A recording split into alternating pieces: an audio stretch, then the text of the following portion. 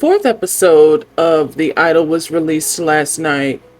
This show is criminally unwatchable, but yet I keep watching, okay. The good news is that instead of 6 episodes, it's ending at 5, which will air next Sunday. And it looks like HBO will not be renewing The Idol. And I'm glad they're not. Another thing I noticed is that the late Anne Heche was supposed to be in all 6 episodes. She hasn't made an appearance in any, so they must have cut her out because of her death, I'm sure. Maybe her estate didn't want her in it anymore. I'm not sure what the backstory is about that. In this final episode, she may appear. I'm not sure. But she was supposed to be in all of these episodes. So this one is entitled Stars Belong to the World. And that's really a thesis statement that I think they should have expounded on, because that's a good question. Do they? Do they deserve a life of their own outside of their art, outside of their public profile? That's an ongoing question. I believe that they do, by the way. I would have liked to see more of Jenny's character, and I'll get into that. And I would have liked to see more of Divine Joy Randolph's character. I think where she was going with this is really interesting. Her and Hank Azaria's their relationship, I like. My favorite in the series is Nikki, and she's so unutilized. It's painful to watch. I would have loved to see what else she had to offer in this role, but she does maximize as much as she can with her arc. This one, though, oh my gosh, brace yourself. If you have not watched it yet, brace yourself. There are some really disgusting things that happen, specifically between Isaac and Xander. Xander is essayed in this episode. Now, they do cut away. They cut away, but the implication still lingered on, and they did not circle back in any way to recover from this awful scene. He is, physically assaulted too, and he's pretty much hogtied, and Tedros' character puts a dog collar around his neck and buzzes him, those shock collars, and buzzes his neck as he pleads for relief from it, because he is explaining that how toxic Jocelyn and her mother were in his life and his career, and I believe him. Jocelyn denies all of the allegations, but I believe him for sure. That she had, because he was so talented and could have possibly stolen her thunder, that she got her mom to have him sign a contract that says that he has this physical ailment that prevents him from singing. So he signed that, and that's why he didn't do anything with his career. But the way Tedros handles this and lurks in the shadows, watching him in the shower, listening to him in the shower, and then we find out that Tedros has been grooming young teenage drug addicts, adopting him in his cult. And it's just so icky. It just is so icky. I'm so glad that this show is ending. There was so much more that could have been done with these characters, though. I wish we will never get the original cut. I wish we could see where this was going, because there are some really good characters. They just didn't capitalize off of them. So Mike Dean, real live producer, hip hop producer Mike Dean, visits. He tests the house for acoustics, which is really important. And when he finally finds it, he sets up his equipment and his crew to record Jocelyn. Now he's doing a favor for Tedros. Here's what I don't understand.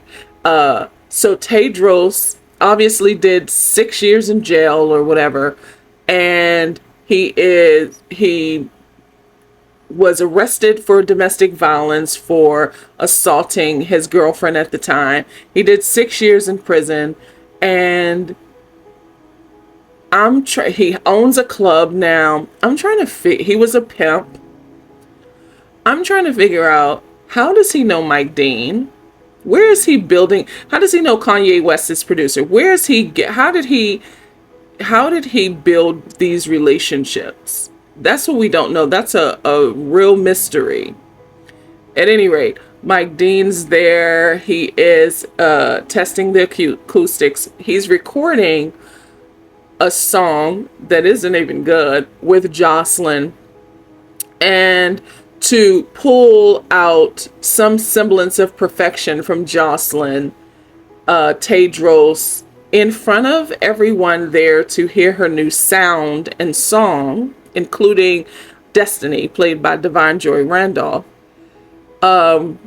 He's like physically, and sexually feeling her up in front of all of them, and Mike Dean and his engineer are like stunned at how toxic this is. I mean, it looks really bad.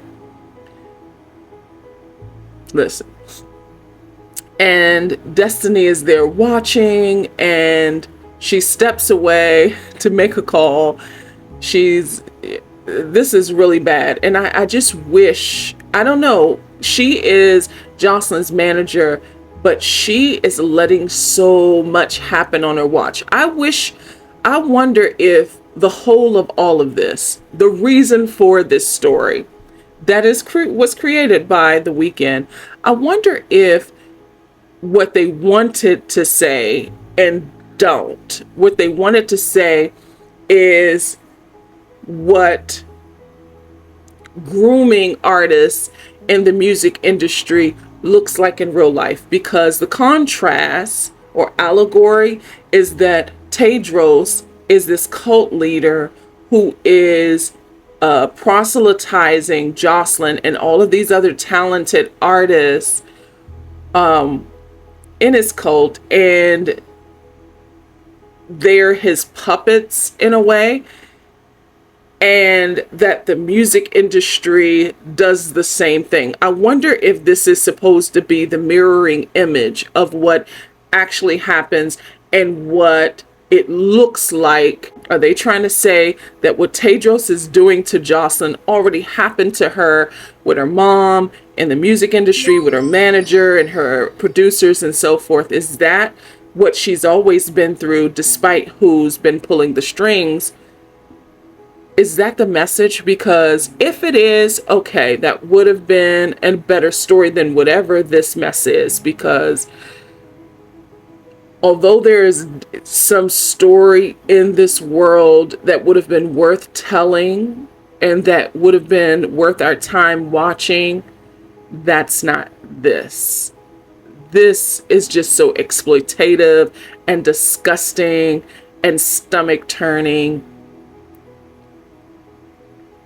It's really bad. Leia is not doing much. You know, she gets into it with Tedros, and she tries to prove the point that she's here for Jocelyn, and they're having like this tug of war that's a waste. There's so many wasted scenes between them two. So now that Tedros has taken over Jocelyn's estate, her property, I should say, he's hired enough armed personnel like it's Tony Montana's estate, but he has security detail there with like weapons of mass destruction, pretty much. I mean, it's a mess of a scene, but anyway, so he's taken over. They're boozing and having a party like nonstop. Leia's done with it. She's like over the whole set.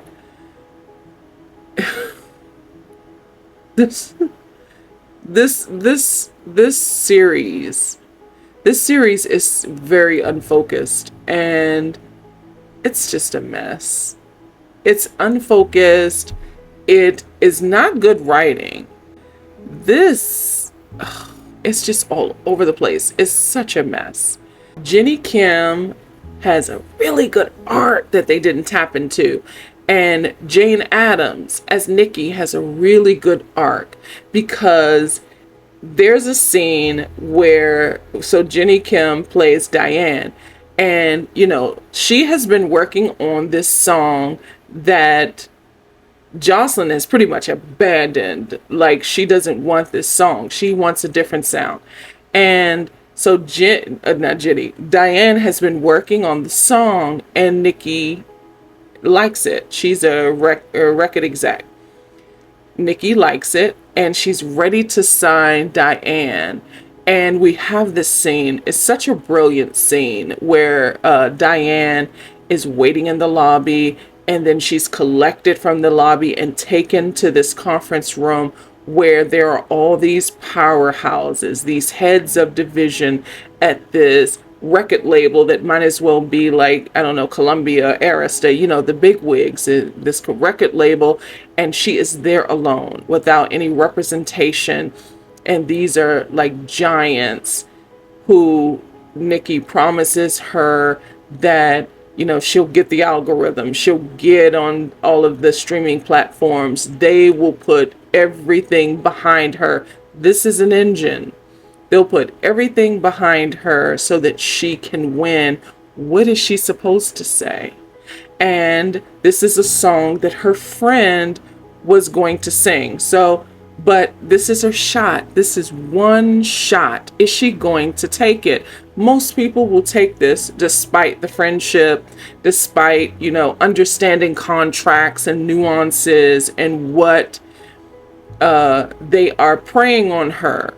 Despite all of this, despite being in front of, like, she is unmatched, but this is her dream. That says a lot.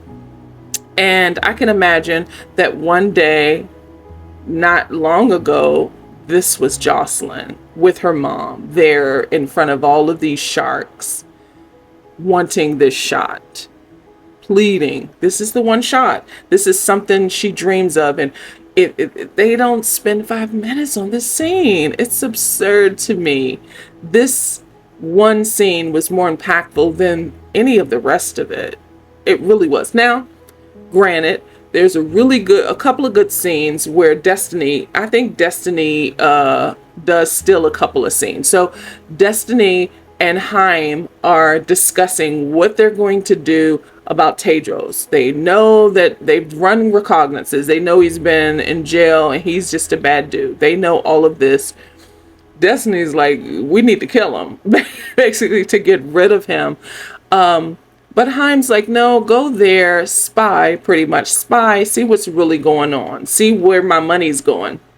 She gets there, they're coked up, they're boozing, it's a mess. And she has this one meeting with one of Xander's victims, I'll say, because she is underage. She tries to correct herself immediately, but she does spill that she is 17, talented musician, but she admits to Destiny that she was a heroin addict and that Tedros plucked her off the street and, took her in. Now, keep in mind, he was a pimp before, so the implications there, as you can imagine. And Destiny has a heart-to-heart with her while she's trying to get some information from her.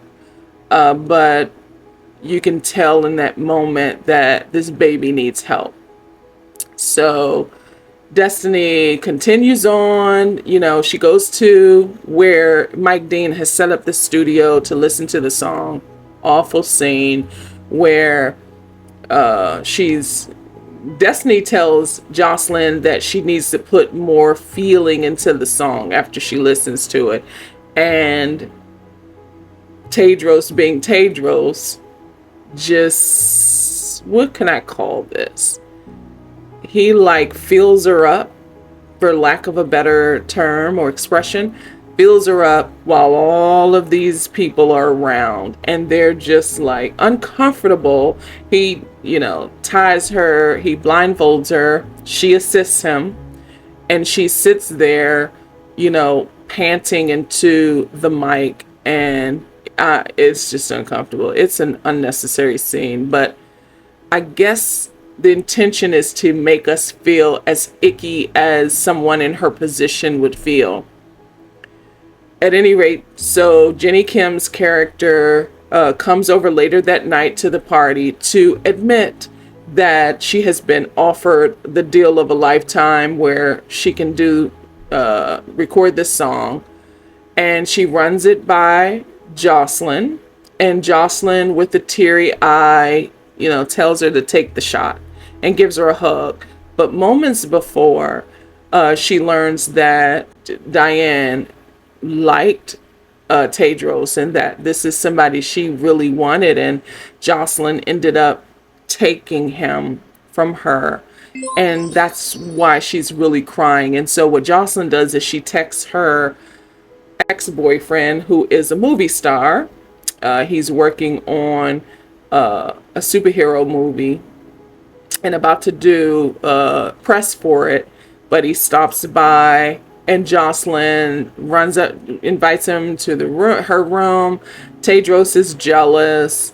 This acting from The Weeknd, I can't even, it's just bad. But and Tedros locks Tedros out. They end up having sex. Tedros is downstairs crying, but it's so exhausting. I'm so glad we only have one episode left in this series. I'm glad it's not going to be renewed. This does not deserve a renewal. It was a mess. It was doomed from the start because so many hands were in the pot and it took on so many directions. And again, it's just unfocused, and it's a mess. There was something special here, and they fumbled it so bad. They just fumbled it. It's just awful. But there's one more episode that will be released Sunday. Maybe Anne Heche will be in this one. She was supposed to be in all 6 episodes, but we'll see if she is in this final series finale. Oh gosh, it's so yucky. July 2nd is the final episode. There were supposed to be 6, but they cut that last one, so it must have been bad. For them to cut it, it must have been bad.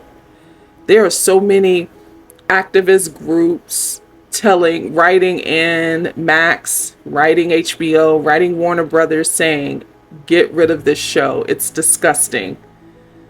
And I'm not on that bandwagon.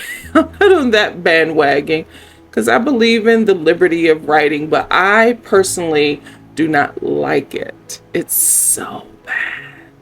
It's bad writing. One of the stars is his performance is really bad.